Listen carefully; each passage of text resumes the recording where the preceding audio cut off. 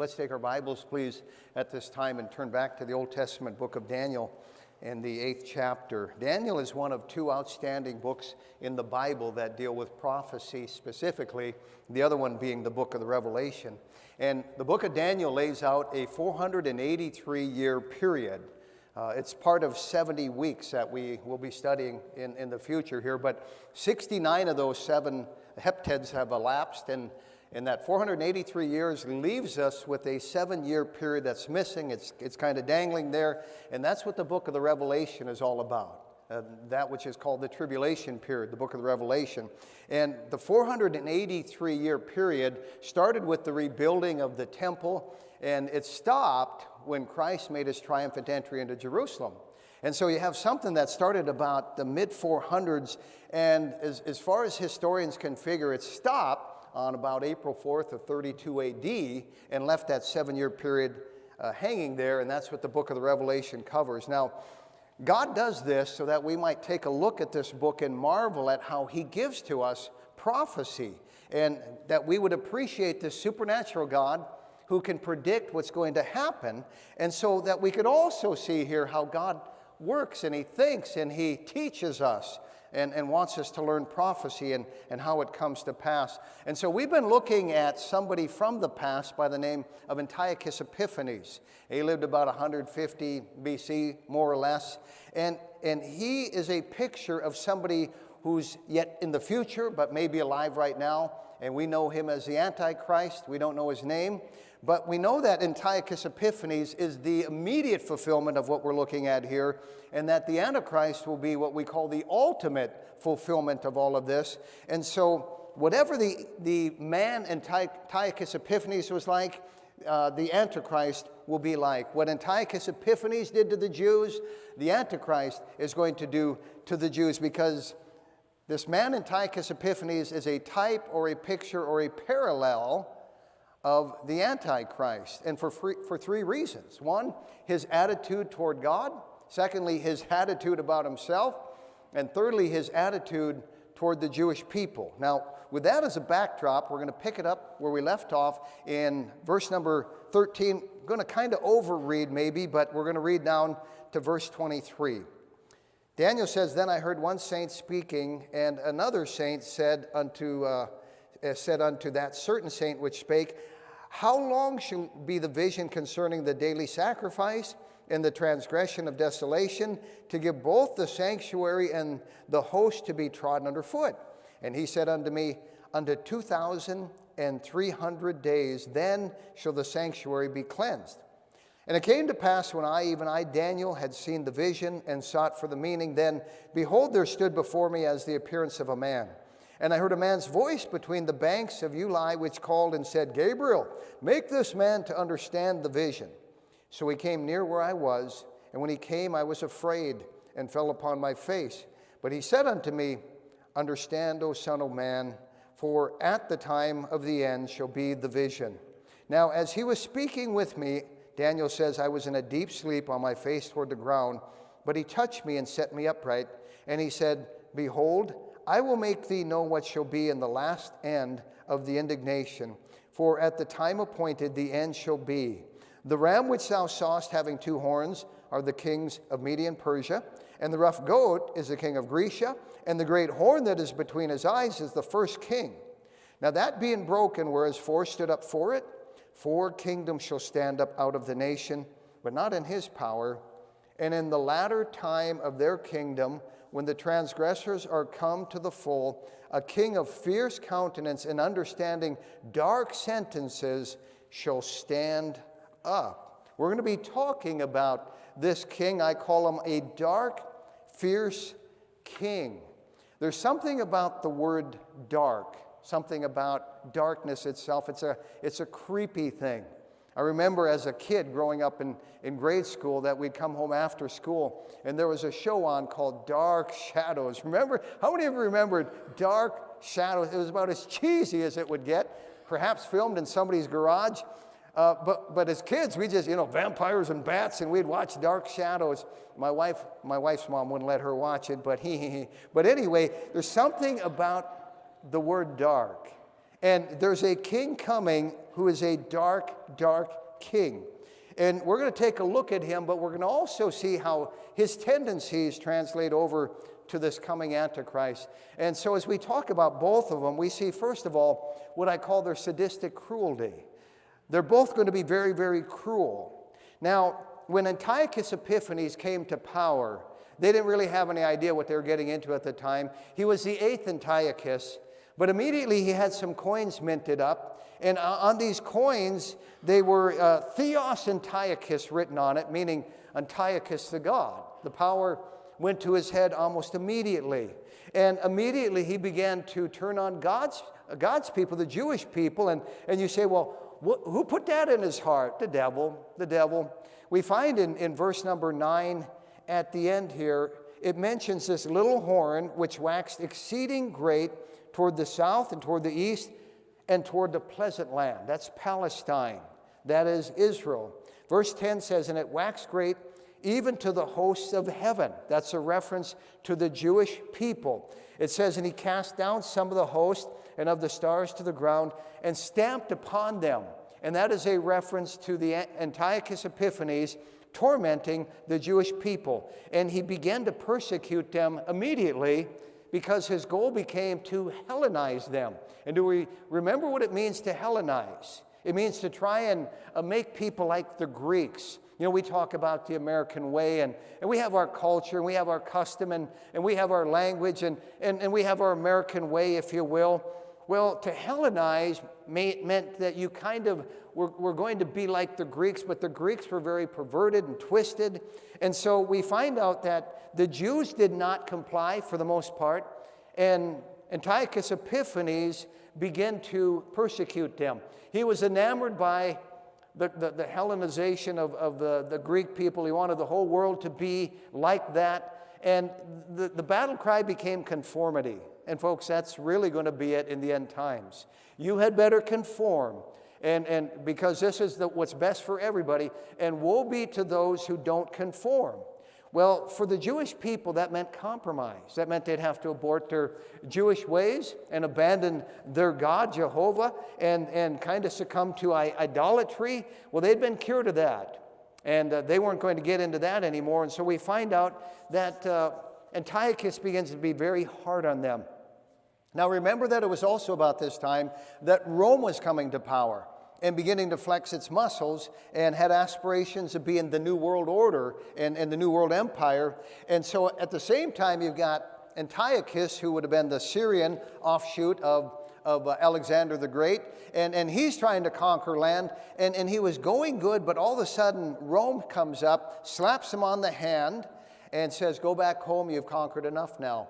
And he was a very proud man, big ego, and so he was humiliated by this, and he goes back home, but he stops in Palestine along the way. And he stops and he takes it out on the Jewish people. In his frustration and in his anger, history records that he crucified tens of thousands of Jews. If you can just think of one crucifixion, how horrible that is. He crucified somewhere between 40,000 and 80,000 Jews. It was tens of thousands. He was in a bad mood, and he plundered the temple. He slaughtered a pig, and he put it on the altar for sacrifice, which was absolutely wicked. And he desecrated the temple and defiled the temple. And he did something that the Antichrist is going to do as well. We find that same pattern one day going to happen. And Antiochus Epiphanes outlawed the circumcision of the Jews. We learned last time how there were two mothers that wanted to keep the law and had their babies secretly circumcised, and how he killed those babies, tied them to the mother, and had them parade through the streets for several days there in Jerusalem as kind of to scare everybody else. This is what happens if you disobey me. I'm telling you, he was a despicable man. He was a wicked man. And something else we find in verse number 11, it says, yea, he magnified himself even to the prince of the host, and by him the daily sacrifice was taken away, and the place of the sanctuary was cast down. So he hated God, he desecrated the temple of the Jews, and he tried to eliminate any semblance of God amongst the Jewish people, and the people of God suffered under his great cruelty. Now, there's some, I guess, extra canonical books that are added to some Bibles known as the Apocrypha. And they were added in, I think, the 16th century. They are historical. They are not inspired. They do not belong in the Bible. That is another whole story. But they do have some history for us that we can learn from of things that took place between the two testaments.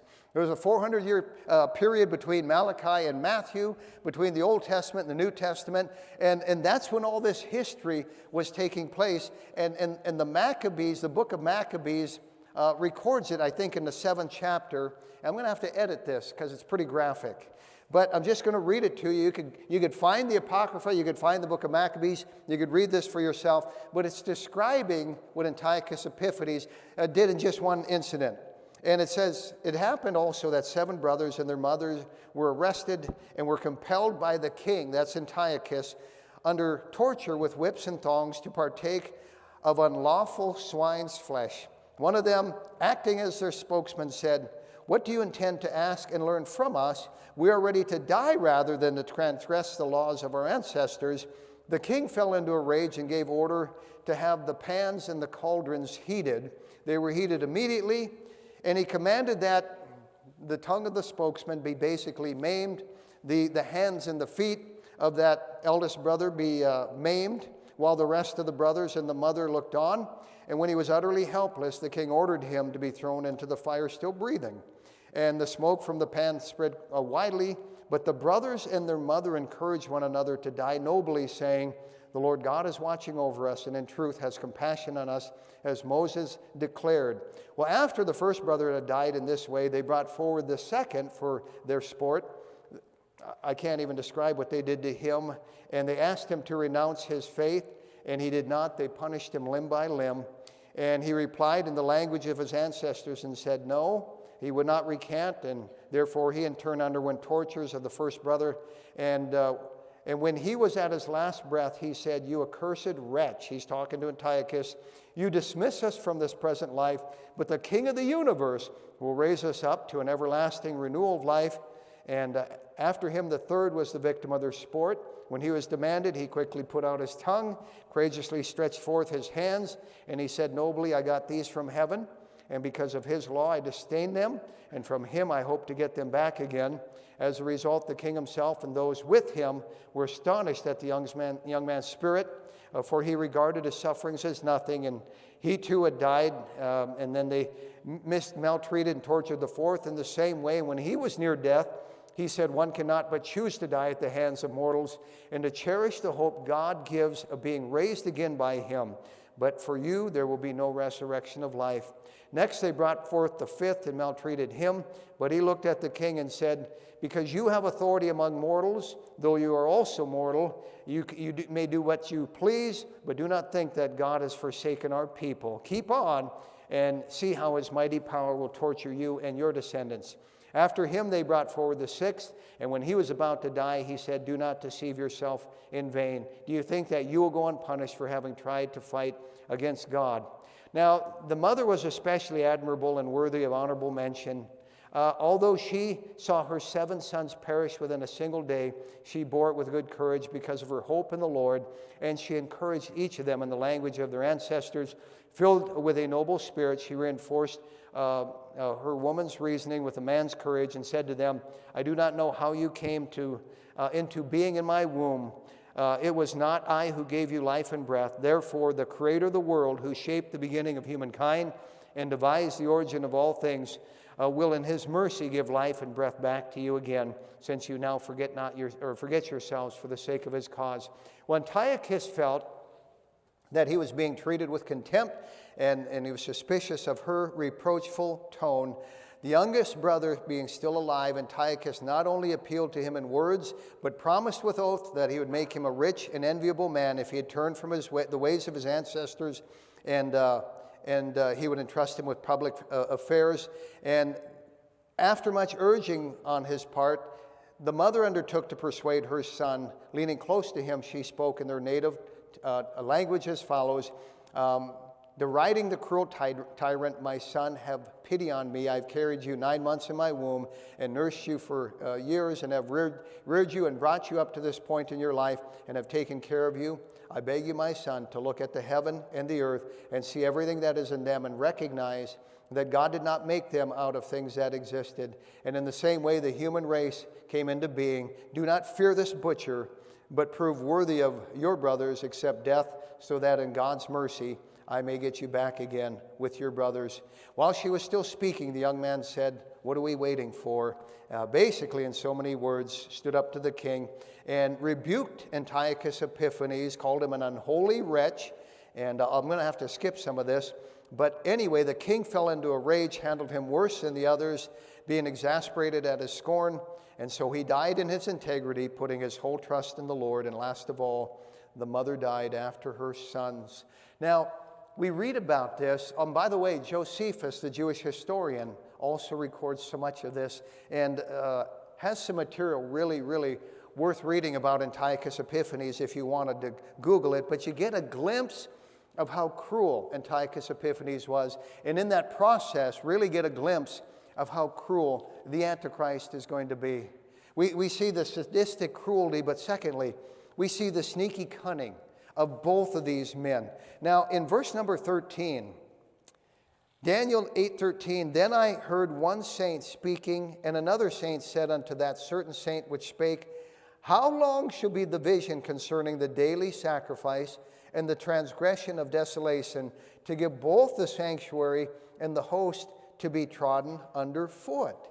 Now, when Antiochus Epiphanes set himself up in the temple, he basically said, worship me. He's a type of the Antichrist. The Antichrist is going to do the same thing.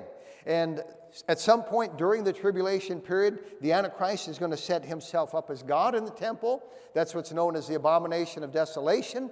In the process, he's going to defile and desecrate the temple. But somebody would say that there is no Jewish temple right now. This must be a long ways off. How could this be just around the corner when the Jews haven't built their temple? Well, I believe the Jews have built that temple.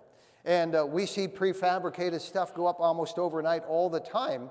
And everything I've read and studied tells me that this temple has been rebuilt. In fact, when I was there several years ago in Jerusalem, they have the furnishings already. You can actually see them, that they've been refabricated. But the bottom line is we know there's going to have to be a temple for the Antichrist to set himself up in.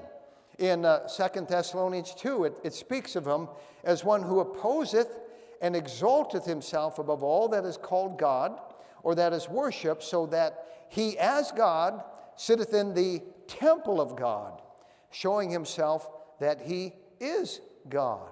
And so there's going to have to be a temple for him to set himself up in and declare himself as God. Now, the problem with that is, if you go to what they call the Temple Mount today, you see this on it. This gold dome there, the Mosque of Omar, or the Dome of the Rock, sits on what they believe is the original site where the temple sat, and has sat there for, well, since 600 AD.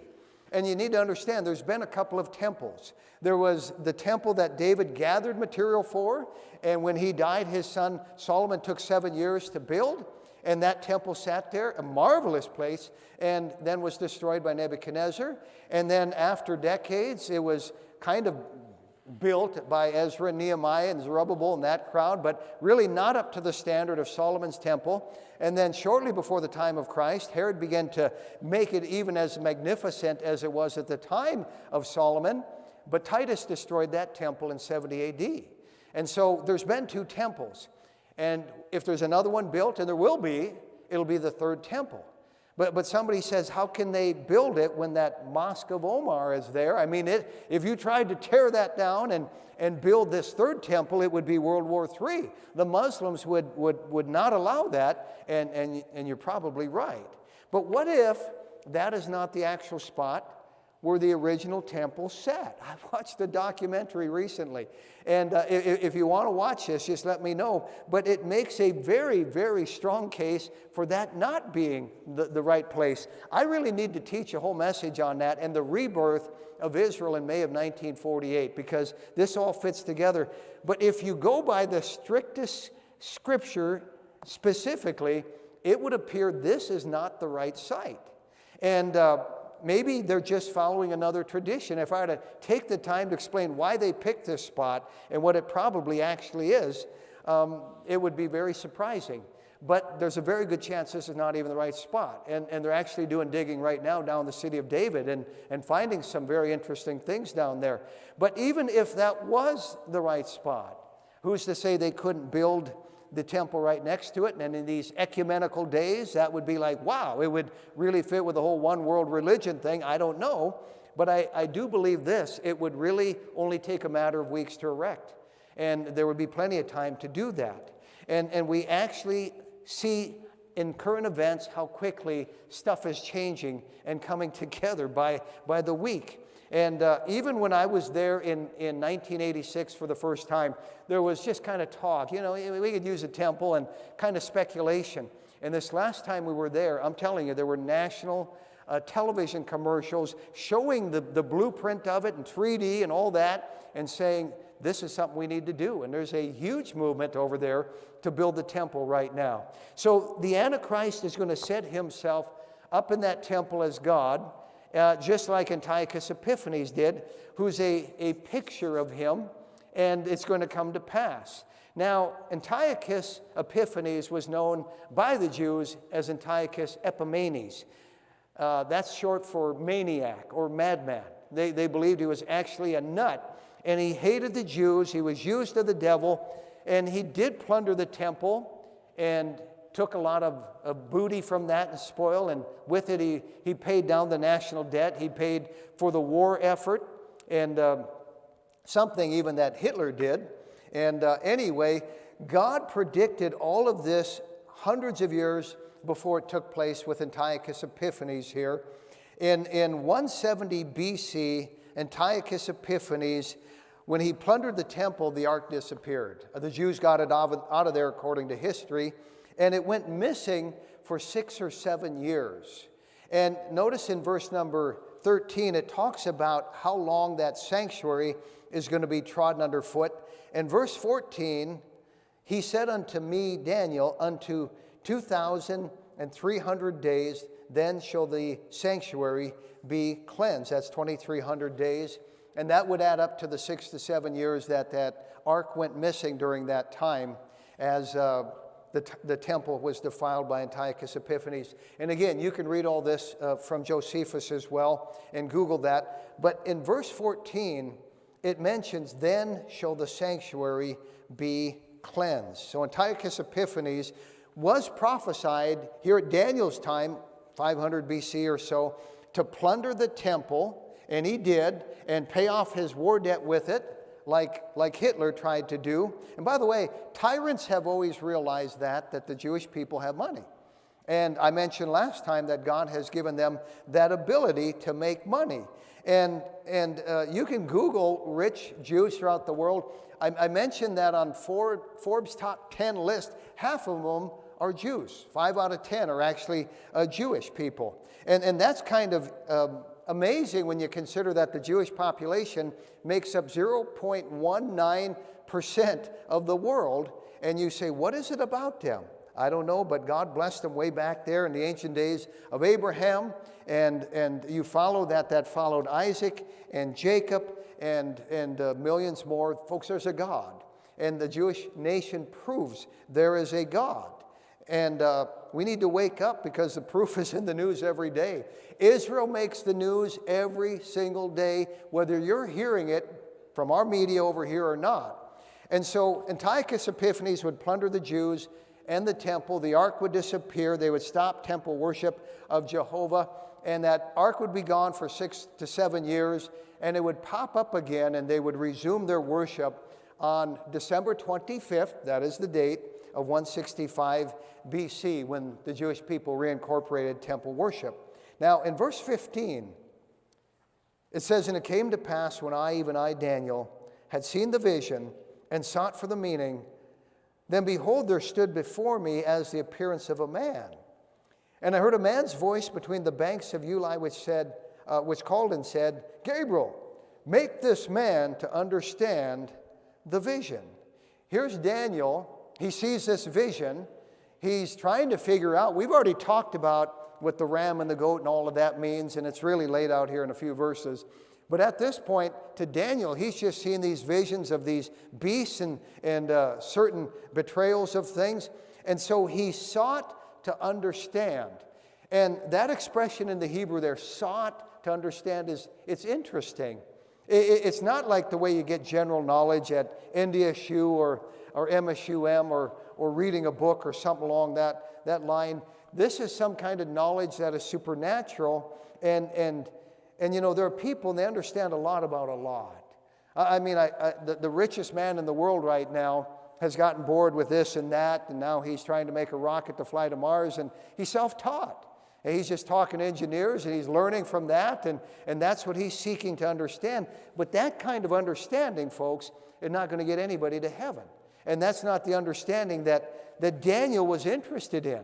I mean, you can learn to play the stock market like Buffett and guys like that and be worth tens of billions of dollars, and you can really know your trade.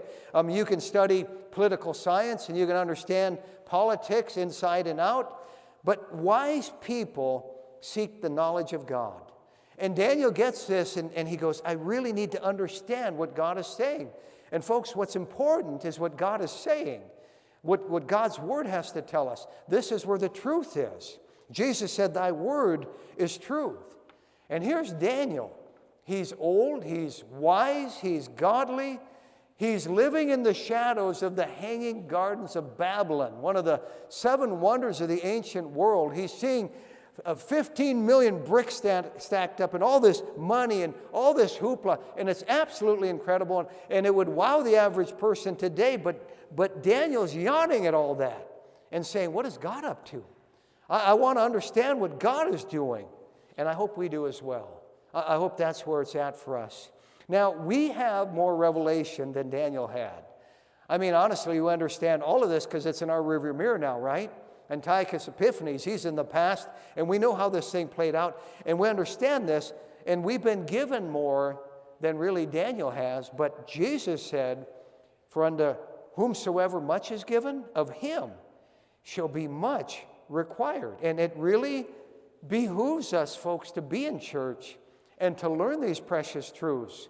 This is the stuff angels desire to look into. This is the stuff that Daniel was going, I need to understand this. And Daniel wouldn't have cared a whit about the Oscars or the batting averages or who's doing what. Daniel was diligent in pursuing truth, and we should be as well. You know, the Bible says to study to show thyself approved unto God, a workman that needeth not to be ashamed, rightly dividing the word of truth. And all of this was future in Daniel's day. It's past in our day. Now, Daniel says, I sought, in verse 15, for the meaning of all of this. And that word sought means he had to dig beneath the surface. This wasn't just laying on a shelf someplace. This is not something you can just passively kind of casually look for. This is something you need to dig out. I believe it pleases God. It pleases God when we seek Him. You know, I don't spend much time reading junk mail. I don't spend much time reading Baptist periodicals I get in the mail. I honestly don't have time to read many books, quite honestly. You know, I get people, and they mean well, and they'll give me a book. Oh, Pastor, you just got to read this. And it goes in my closet there, and right now I don't dare open the door of my closet. It just it'd be an avalanche. And it'll be the millennium, honestly, before I get a chance to read all that stuff.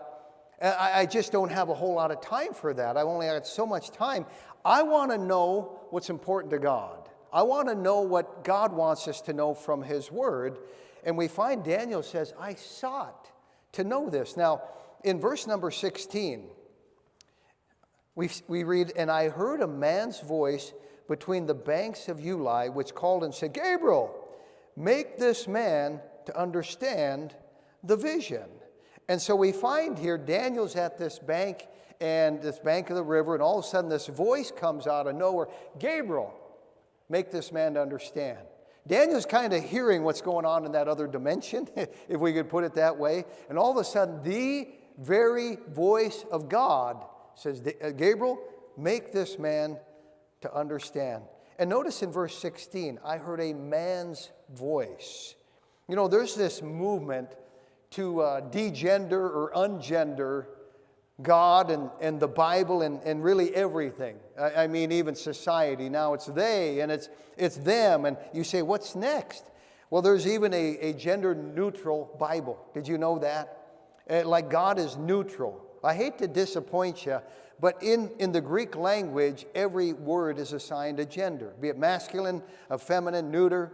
And so you can't ungender the Bible. And I hate to disappoint the transgender crowd, but we find here that God has a man's voice. Did you catch that? Daniel said, I heard a man's voice. And that voice said, make this man, Daniel, to understand. Now, Daniel sought to understand. Remember that? And I think the point is clear here that if we really seek to know truth, God will reveal it to us. I think that seeking truth pleases God. And we're told in Deuteronomy 4:29, God says, but if from thence thou shalt seek the Lord thy God, thou shalt find him, if thou seek him with all thy heart and with all thy soul. I think if we seek to know the truth, God's going to give us light. He's going to illuminate the path. And so there are folks, and they want to know God's secret will. I've heard this. Well, I just wish I knew what God's secret will was for my life. Well, we have to first seek the revealed will. And I believe that as we're seeking the revealed will, which is this book, that God will show us that secret will. And really, from the moment we get saved, we ought to be growing in understanding.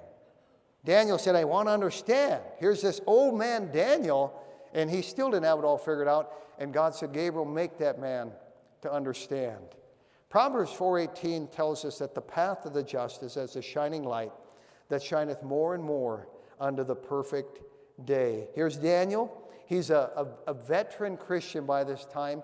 He knew a lot, but he was hungry for more. And Daniel's now poised to get more truth. In verse 17, it says, and it came to pass that when I, even Daniel, had seen the vision and sought for the meaning, then behold, there stood before me as the appearance of a man. I heard a man's voice between the banks of Ulai, which called and said, Gabriel, make this man understand the vision. So he, Gabriel, came near where I, Daniel, stood. And when he came, I was afraid and fell upon my face. But he said unto me, understand, O son of man, for at the time of the end shall be the vision. Here we find Daniel, and he's in the presence of the Gabriel, one of the three archangels, and we find that he falls on his face. He's overwhelmed. And we find here that verse 18 tells us he went into a deep sleep. Verse 18, now as he, Gabriel, was speaking with me, I was in a deep sleep with my face toward the ground. It's the Hebrew ramdam, and it means stupefied. Stupefied. He was so overwhelmed that it was almost like he was drugged up. He was on his face in a deep sleep. And we find out that he's in the presence of holiness, and it totally overcomes him. In verse 19, and he said, Gabriel, behold, I will make thee know what shall be in the last end of the indignation, for at the time appointed the end shall be. So everything Daniel's seen up to this point, now he doesn't have to scratch his head wondering, what's this ram, who's this goat? He's going to find out exactly who they were. In verse 20, the ram which thou sawest having two horns are the kings of Media and Persia. And we talked about that already. And the rough goat is the king of Grecia. That's Alexander the Great. And the great horn that is between his eyes is the first king, that's Alexander. Now that being broken, verse 22, where four stood up for it, 4 kingdoms shall stand up out of the nation, that is Greece, but not in Alexander the Great's power. Well, that takes us to verse 23, where we're going to basically stop. It says, and in the latter time of their kingdom, when the transgressors are come to the full, a king of fierce countenance and understanding dark sentences shall stand up. Now, I said that Antiochus Epiphanes was a type of the Antichrist, and so Antiochus is the initial fulfillment, but the Antichrist is the ultimate fulfillment. And we've talked about examples of how God does that in the Psalms, and then Christ comes along in the New Testament, and he's the ultimate fulfillment of that. So there's a primary fulfillment, there's a secondary, if you want to say, fulfillment, and we've talked about God's style and God's way of doing that with prophecy. And so who is verse 23 talking about? That's a good question. Is it Antiochus Epiphanes, or is it the Antichrist? Well, we've talked about the sadistic cruelty, the sneaking cunning, but finally, quickly, we're going to talk about the supernatural cleverness of the Antichrist. I believe verse 23 is now talking about the Antichrist. Going back to 1948 and the rebirth of Israel and the events since then, and especially in the last 25 years, and especially in recent times, it is very, very likely that the Antichrist is alive on the earth someplace. We can't say for sure, but there are things going on right now. And in fact, there are current talks taking place between China and Russia about establishing a new world order. And the Bible talks about the king of the north, the king of the east. We're not really mentioned as a country in prophecy here. And I look at what's going on, honestly, in current events, and it's hard to make long-range plans, isn't it? I mean, well, do I buy that house or build that house? Do I invest that money? There's things we're trying to figure out, various issues, and at the same time, we see what's taking place. It appears our time is short, and that the Antichrist is quite likely alive someplace right now on the earth. And we find he's going to be the ultimate fulfillment of Antiochus Epiphanes. He's going to be deceitful. He is going to talk out both sides of his mouth. He is going to be eloquent. He is going to be Jewish. There are hints we'll see later that he's going to be homosexual. And the world will embrace him at first, like Antiochus did.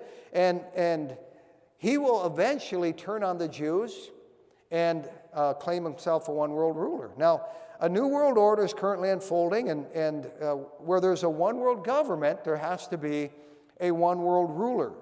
And we find that he's going to lead the world economically, politically. He's going to be brilliant because he's going to be inspired by Satan himself. That's where he gets this supernatural cleverness. He's going to be Satan's Superman. And, there are demons at work in this world, and sometimes we say, well, the devil made me do it. But no, he's not messing with us. There are demons working on us, obviously. But the devil is saving himself for this one. And he's going to inhabit the Antichrist himself. It's too big an assignment, really, for any demon. And so the Antichrist is going to be possessed, literally, by the devil himself. Now, the Antichrist is going to be dangerous because the devil is dangerous. The devil has been around for thousands of years. He has a super IQ. And the Antichrist is going to be the very best that man can produce. 7 being God's number, but the Antichrist being 666. And intellectually, if you think of the Einsteins and the von Brauns and the Edisons and all of these, the Antichrist is going to have the help of the devil himself. Notice again in verse number 23. And in the latter time of their kingdom, when the transgressors are come to the full, that's the day we live in, a king of fierce countenance, notice these words, and understanding dark sentences shall stand up. We find out that the Antichrist is going to be able to understand dark sentences. He's going to be absolutely brilliant. People are going to worship him because he has the answers. We read in Revelation 13 that all that dwell upon the earth shall worship him, whose names are not written in the book of life of the Lamb slain from the foundation of the world. And there are some who are going to believe he's that long-awaited Messiah. It's the end of the world finally. Here's the one who's going to usher in paradise and utopia and all that. And finally, they're going to look at him as somebody who's going to bring peace to the world. People today desperately want peace, desperately want it. And we see a current situation that's in an uproar, and somebody's going to come along and calm that down. And in verse 23, we're told that he's going to understand dark sentences. He's going to use diplomacy. He's going to use deceit and cunningness and a peace rhetoric. We're going to see that later on.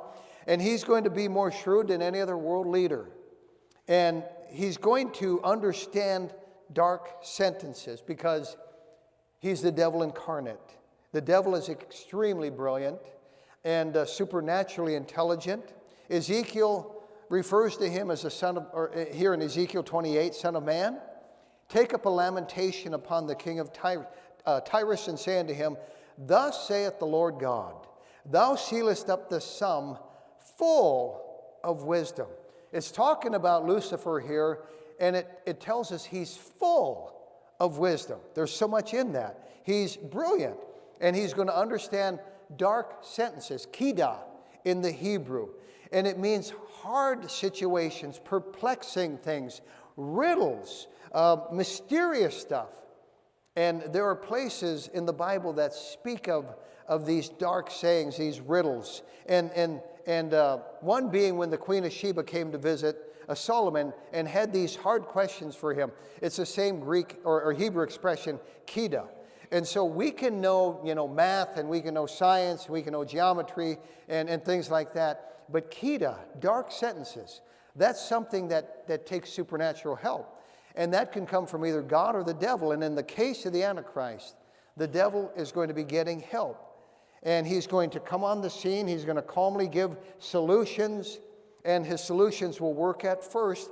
And people will worship him because he appears to have the answers.